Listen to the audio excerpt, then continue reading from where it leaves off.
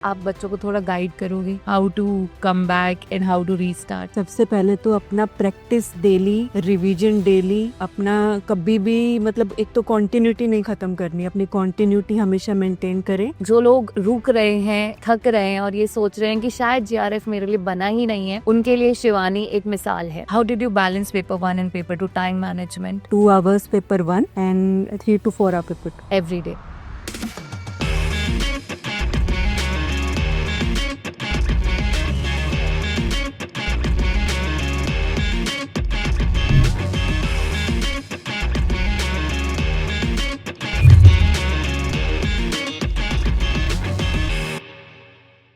Welcome everyone to Aarohan ceremony.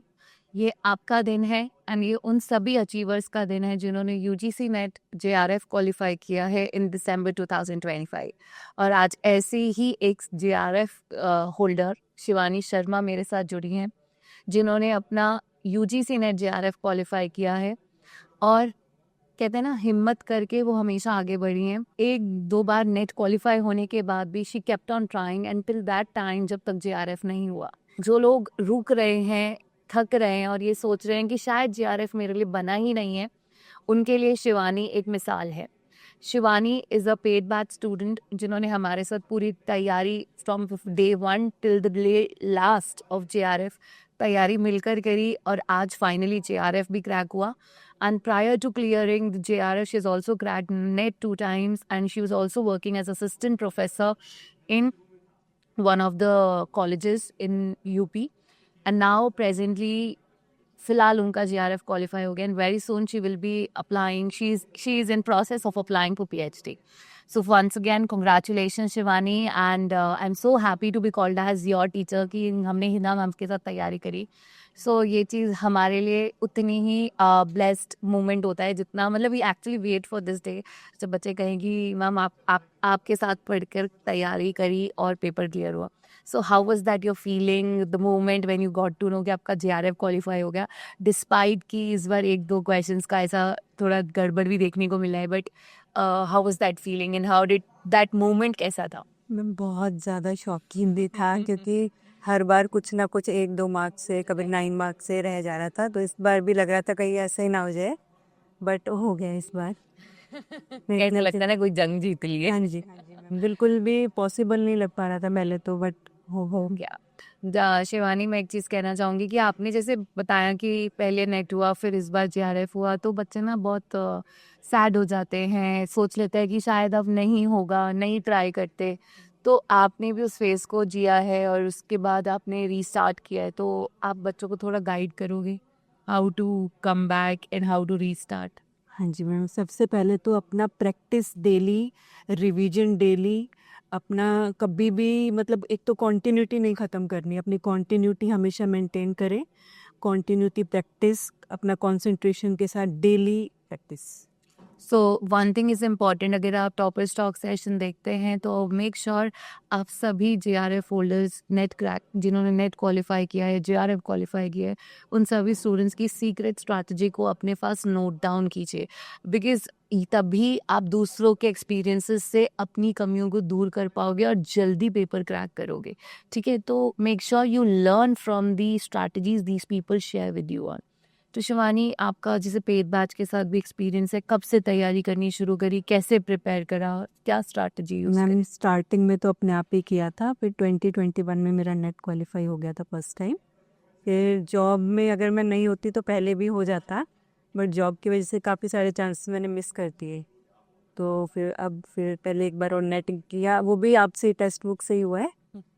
तो आप थोड़ा बताओगे कि किस तरह से पेड बैच से आपको किस तरह से हेल्प मिली और आपका क्या रूटीन था, मतलब लास्ट 3-4 महीने आपने किस तरह से तैयारी करी लगता? एक तो मैम सबसे पहले एक डायरेक्शन में पता चला किस डायरेक्शन में स्टडी करना है, अपना एक रूटीन बन गया कि किस टाइम जो हमारी क्लासेस हैं उसके बाद रिवीजन करना, बस फिर ये नोट्स, अपना नोट्स बनाना, रिवीजन करना, even daily.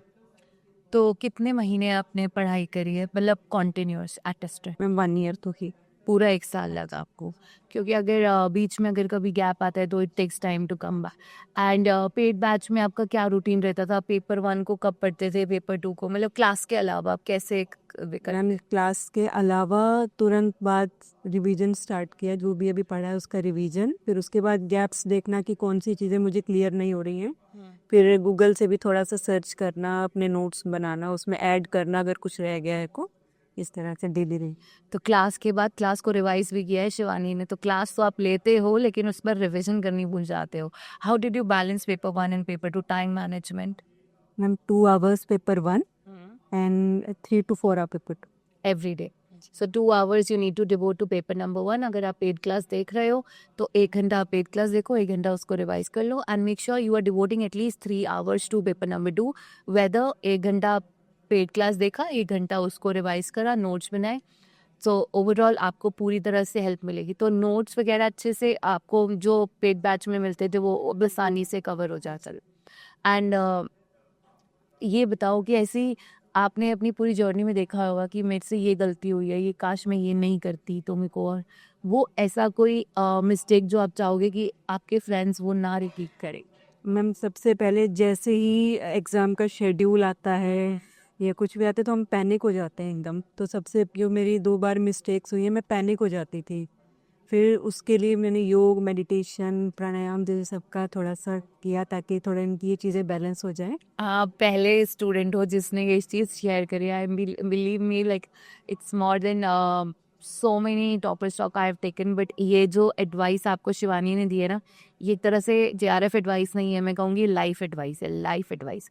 You will see the changes happening in your life, you will see that energy that is boosting in you, और आप महसूस करोगे कि आप पहले से ज़्यादा कितने कॉन्फिडेंट पर्सन हो the day you start following what she said right now. Try to release the negative energy from your brain कि मेरे से नहीं होगा, मैं नहीं कर पाऊंगा, इतना सारा सिलेबस है, क्या पढूं क्या नहीं पढूं। You will release out everything once you start believing in your self. So one strength जो आपका काम करा। मैम 2 वर्ड्स में बोलूँ तो अभ्यास और निरंतरता, प्रैक्टिस एंड कंटिन्यूटी। अमेजिंग, मतलब कहानी 2 शब्दों की है, अभ्यास और निरंतरता। Continuity, dedication, and the hard work you are putting in will decide what is your result in future in June 2026. So, Shivani, previous year's questions versus theory, what's the right time for both? Ma'am सबसे पहली advice, जब हम theory कर रहे हैं ना, तो theory के तुरंत बाद हमें PYQs या कोई भी क्वेश्चंस अटेम्प्ट नहीं करना। आज थ्योरी की है तो नेक्स्ट डे या कुछ टाइम के बाद आप PYQs कीजिए। डेफिनेटली, तो आप लोग थ्योरी पे थोड़ा ज़्यादा फोकस करो in the initial periods. Later on once we are about to reach May, then it's the right moment to start with lot of previous years questions. तो शिवानी, जैसे पेड बैच आपने लिया तो डेफिनेटली एक अटेम्प्ट आपने paid batch के बिना भी दिया, सो क्या डिफरेंस लगा, मतलब पूरे फ्लो में क्या ऐसा लगा बेनिफिशियल कि हाँ with this we should go ahead? मतलब अगर आप स्टूडेंट, जैसे बच्चे पूछते हैं कि फ्री क्लास से पढ़े या पेड से पढ़े, तो उसमें आप क्या सजेस्ट करना चाहते एक तो मैम जब मैंने सबसे पहले 2021 में जब किया था ना, उसके बाद जब मैंने दोबारा अपनी प्रिपरेशन स्टार्ट की है तो बहुत ज़्यादा डिफरेंस आ गया था उस चीज़ में। प्लानिंग के हाँ साथ? जी, कुछ मतलब क्वेश्चंस आप जानते हैं कैसे क्वेश्चन स्टार्ट हो गए हैं, तो कुछ समझ में ही नहीं आ रहा था कैसे स्टडी करें, सारा मतलब कंप्लीट करने के बाद भी नहीं हो पा रहा। तो आपके नोट्स से, डिटेल्ड नोट से, डीप टीचिंग से। दैट इज नाइस कि मतलब एक कंसिस्टेंट और एक वेल प्लान स्ट्रक्चर्ड मिल जाता है जब आप पेड बैच में आते हो। पेपर 1 के लिए क्या कहना चाहोगे? प्रीति मैम की क्लासेस लिए होंगे? हाँ जी मैम, पेपर 1 में ना DI का एक क्वेश्चन डेली आप प्रैक्टिस करें, कॉम्प्रिहेंशन डेली, ये 2 चीज़ें आपको डेली। डीआई मुझे लग रहा है आपका भी स्ट्रॉन्ग एरिया है। हाँ जी। तो अभी तक जितने भी मैंने टॉपर स्टॉक इस बार देखे ना, मैक्सिमम कहते हैं कि डीआई उतना खतरनाक नहीं है जितना स्टूडेंट्स ने फोबिया क्रिएट करा। So I think even if you are practising 3 DI ना इन अ वीक, शिवानी चलेगा ना 3 DI in a week, definitely आपको बेनिफिट रहेगा और आपको अपने अंदर इंप्रूवमेंट दिखेगी। So I think it's manageable if you study like Shivani ने कहा 1 डीआई तो आप करो ही दिन का। तो अगर आपको ऐसा बर्डनिंग लग रहा है, आप 2 दिन में 1 डीआई कर लो, definitely that will become your asset. So last question, Shivani, your one final strategy for these students. They should do this and they will be able to crack JRF in June. Ma'am एक तो daily routine आपका हो, अगर आपका daily routine नहीं है, skip हो जाता है बीच बीच में, टाइम वेस्ट ना करें। सबसे पहले आप देखो कि कहाँ पे टाइम वेस्ट हो रहा है हमारा, तो अपना टाइम कंज्यूम, अपने जो भी आप कर रहे हैं टाइम को यूटिलाइज कीजिए। सबसे important time utilisation. So make sure आप, जैसा कि शिवानी ने स्टार्टिंग में भी कहा, मिड में भी कहा, 2 words, consistency, dedication. So this is what again is the output कि अगर आपको डेली पढ़ना है, एक रूटीन सेट करो and try to be fix to that routine. कभी कभी नहीं होता चलेगा, बट एक कोशिश करो that you are able to maintain that balance of the routine and definitely आपका होगा। Thank you so much Shivani once again. Congratulations and I wish you all the best. Very soon you get enrolled in PhD and वापस आएंगे एक और workshop लेके आपके साथ as Dr. Shivani. God bless you all and please note down whatever Shivani has told you and make sure you drop a congratulations and best wishes messages for her. God bless you all. Take care.